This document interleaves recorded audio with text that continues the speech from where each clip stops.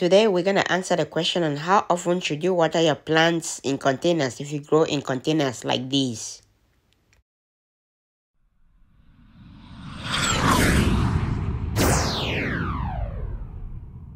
Hello, welcome to 77's Garden, where we talk about gardening, ways to save money, and other special events.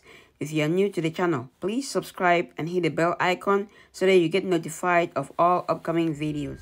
Hello everybody, so today we're going to talk about how often growing in containers. How often do you have to water your containers? I've had a couple of people ask questions on how often you water containers, so all depends on a few factors.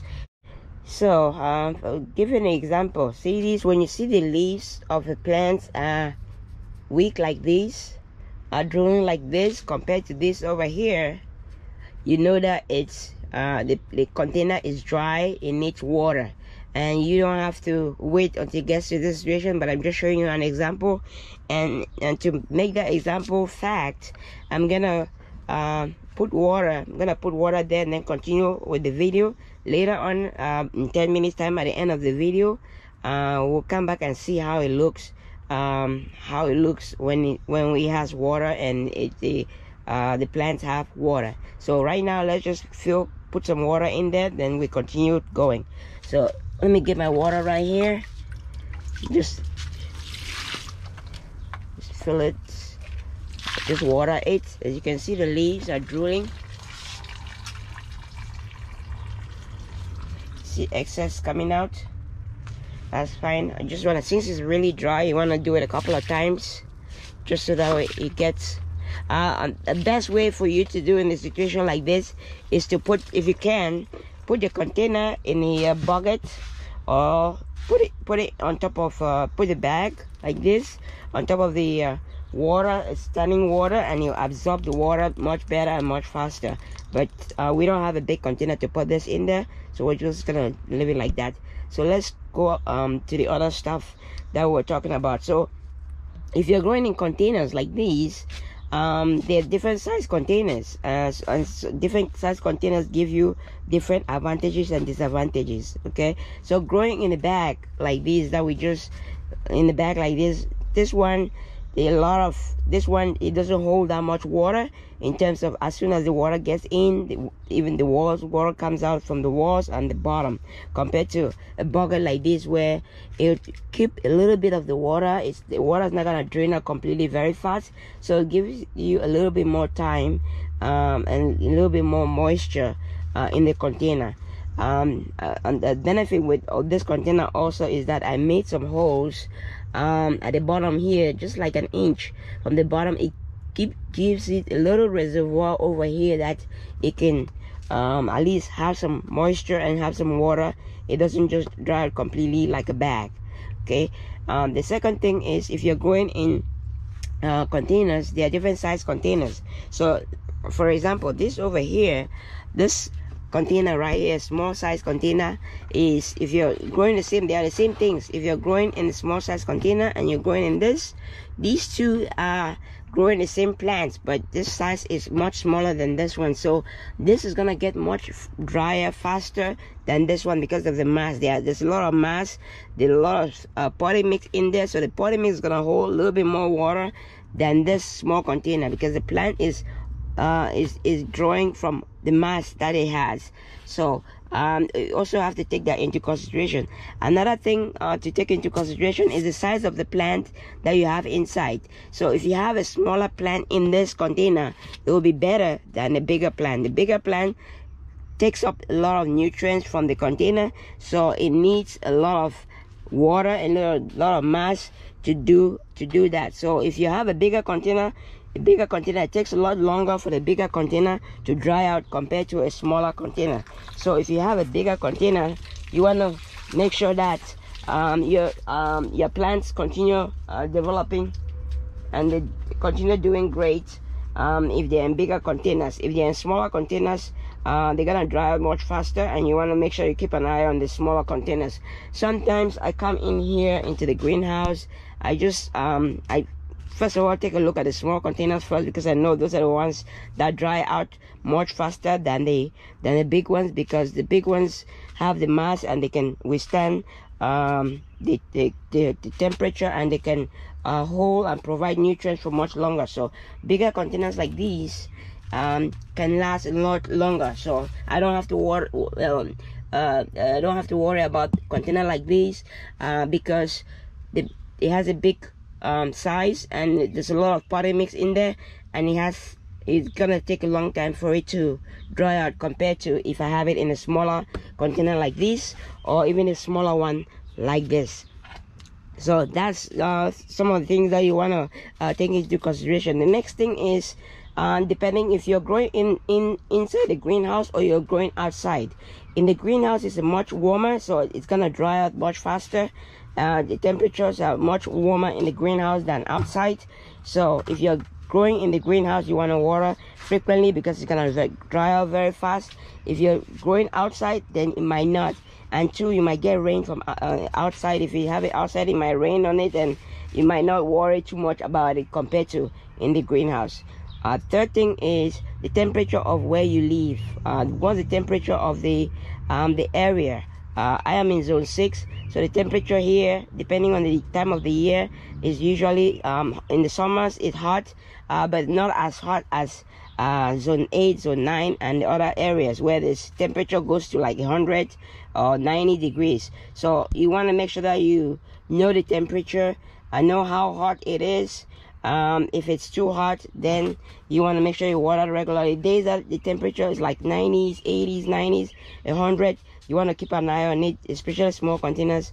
You want to make sure that you water it. I try to water it daily, but sometimes I do a check. I just come and see. Sometimes just by looking at the container, you know, yes, this is moist. You can do a finger check. You can just put your finger in there like that, and if you feel if it's moist, then you don't have to water it. But if it's not moist, then you have to water it. So you can do a finger check. If you don't want to do a finger check, I have another tool that can do that. Let me show you the tool. I have another tool that tells you exactly if it's time to change it or not. So this is another tool. I'll see if I can put a link in the description. This tool tells you in terms of, it tells you whether it's moisture. It has moisture settings, it has light settings, and it has pH settings. So if you want to check the moisture, all you need to do is put it into the container like that, and it tell you, as you can see, it says moist. So this is moist. I like I said before, looking at it, I know it's moist, but you can use it too if you don't want to use your finger. If you're not very versed and you don't know, if you, by looking at it, you can use a tool like this and you put it on it, and it'll tell you whether it's moist or not, and whether you need to add water it or not. So you can use a tool like this. Like I said, I'll see if I can put a link. I got it from Amazon. I'll see if I put a link in the description for it. So this will help you tell you whether it's moist or not. This tool, like I said, it has other options. It tells you whether there's enough light is going to the container, or the next one is pH. It tells you whether the pH in the soil is good or not, depending on the container. So it's a very good tool to have. But like I said, you don't need to get the tool. You can use your finger and just check it, or you can use a tool. But that's another way that you can check to see if it's time to add to water your plants or not. But you want to make sure you keep an eye on the plants. Like I said, there are so many different factors that you have to take into consideration when you're growing. So bigger plants require bigger containers. So a bigger plant like this, if you don't have it in a very big container like this, then you're gonna water it often. You're gonna water it like twice a day, because the plant needs all that water from the container. But if you have it in a big container like this, if you have it in a very big container like this, then you don't have to worry about watering the plant often. But if the size of the plant is appropriate to the container, then you should be good. But if the size is not appropriate to the container, if you have a very big plant in a small container, then you're gonna have to try to make sure that you water it regularly. So just check your plants container regularly to make sure that it's nice and moist, and then you don't have to water it. if you have space, I recommend getting a very big bags, getting the biggest bags you can get. It will be good, it will be easier for you, and it will be better for the plants, so that way you don't have to worry too much about watering. So get the big bags like this, like the 10-gallon, 20 gallons, but I recommend doing at least 5 gallons or more, depending on what you're growing, but bigger the better. That way you don't have to worry about watering it very often.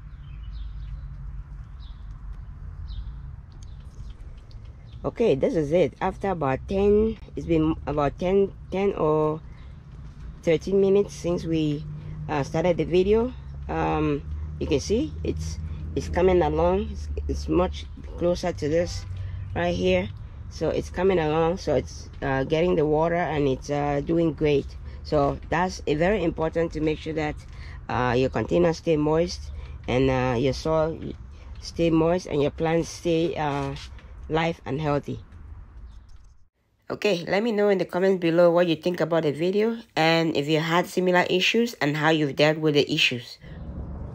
One last factor you have to consider is the type of potting mix you have in your container. So if you have a sandy potting mix, the potting mix that doesn't have a lot of moisture, it doesn't hold a lot of moisture, it's gonna dry out very fast. So depending on how you make your own potting mix, you just make sure that the potting mix has materials that can hold a little bit of water. So some materials, I usually try to use peat moss and other materials that holds a lot of water, a little bit more water than just a sandy. If you have a lot of perlite in your potting mix, or you have a lot of sand in your potting mix, then it might not hold that much nutrients, that much water for your plant. So that's one other thing that you have to take into consideration on the how dry your plants are, and how often you have to water your plants. So that's it. Those are some of the things that you have to take into consideration when to know when to water your containers and how often you should water your containers. So like I said, just you have to be growing in containers, you have to be very vigilant, because they can dry out very fast, and they can kill your plants if they dry out completely. So you have to keep an eye on that and know which plants or which containers dry out fast, so that you can stay on top of it. So but just make sure that you keep these factors into consideration when you're growing in containers, because you learn as you go along. And growing in containers is good. You can control a lot of stuff, but you can also lose your plants if you don't stay on top of the watering and make sure that soil stay moist, and it maintains the moisture inside the containers. Okay, that is it for today. I hope you liked the video. If you like the video, please smash the like button. If you haven't subscribed to the channel, please subscribe to the channel, and don't forget to share. Thanks for watching. Happy growing, everybody.